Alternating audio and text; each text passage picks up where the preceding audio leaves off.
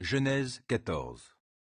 Il arriva au temps d'Amraphel, roi de Shinéar, d'Arioc, roi d'Élassar, de Kédor-Laomer, roi d'Élam, et de Tidéal, roi de Goyim, que ces 4 rois firent la guerre à Béra, roi de Sodome, à Birsha, roi de Gomorre, à Shinéab, roi d'Adma, à Sheméber, roi de Tseboïm, et au roi de Béla, c'est-à-dire Tsoar. Ces derniers rassemblèrent leurs troupes dans la vallée de Siddim, près de la mer Morte. Pendant 12 ans, ils avaient été assujettis à Kédor-Laomer, mais la 13e année, ils se révoltèrent. La 14e année, Kédor-Laomer se mit en campagne avec les rois qui lui étaient alliés, et ils bâtirent les Réphaïm à Ashteroth-Karnaïm, puis les Ouzim à Ham et les Émim à Shavé-Kiriathaïm. Ils défirent les Orients dans leurs montagnes de Séhir, et les poursuivirent jusqu'aux chênes de Paran, aux confins du désert. En revenant sur leurs pas, ils arrivèrent à Ein Mishpat, c'est-à-dire Kadesh, ravagèrent tout le pays des Amalécites et battirent les Amoréens qui habitaient Hatsasron Tamar.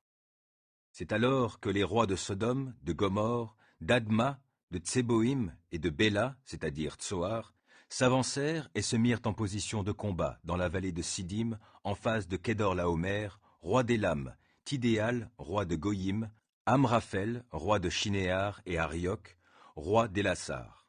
Ils étaient 4 rois contre 5. Les rois de Sodome et de Gomorre prirent la fuite. Or, il y avait dans la vallée de Siddim beaucoup de puits de bitume, et des fuyards y tombèrent. Les rescapés s'enfuirent dans la montagne.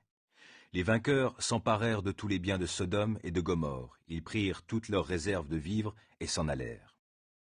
Ils enlevèrent aussi Lot, le neveu d'Abram, avec ses biens, car il demeurait à Sodome. Un rescapé vint annoncer la nouvelle à Abram, l'Hébreu, qui demeurait près des chênes de Mamré, l'Amoréen, un frère d'Eshcol et d'Aner. Ils étaient tous 3 des alliés d'Abram. Quand Abram apprit que son parent avait été emmené captif, il arma 318 hommes bien entraînés, nés dans sa maison, et poursuivit les 4 rois jusqu'à Dan. Il divisa sa troupe et attaqua les ennemis pendant la nuit avec ses serviteurs.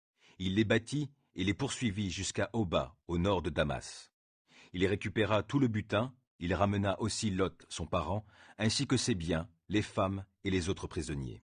Lorsqu'Abram revint après avoir battu Kédor-Laomer et les rois qui étaient avec lui, le roi de Sodome vint à sa rencontre dans la vallée de Shavé, qui est la vallée royale. Melchisédek, roi de Salem, qui était prêtre du Dieu Très-Haut, apporta du pain et du vin.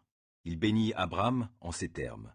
« Béni soit Abram par le Dieu Très-Haut, qui a formé le ciel et la terre. Béni soit aussi le Dieu Très-Haut, qui t'a donné la victoire sur tes ennemis. » Et Abram lui donna le 10e de tout le butin. Le roi de Sodome dit alors à Abram, « Rends-moi les personnes et garde-les bien pour toi. » Abram lui répondit, « Je jure à main levée vers l'Éternel, le Dieu Très-Haut qui a formé le ciel et la terre, que je ne prendrai rien de ce qui t'appartient, pas même un fil ou une courroie de soulier, pour que tu ne puisses pas dire, « J'ai enrichi Abram, je ne veux rien si ce n'est ce qu'ont mangé les jeunes gens. » De plus, la part des hommes qui m'ont accompagné, Aner, Eshcol et Mamré, eux, ils la prendront.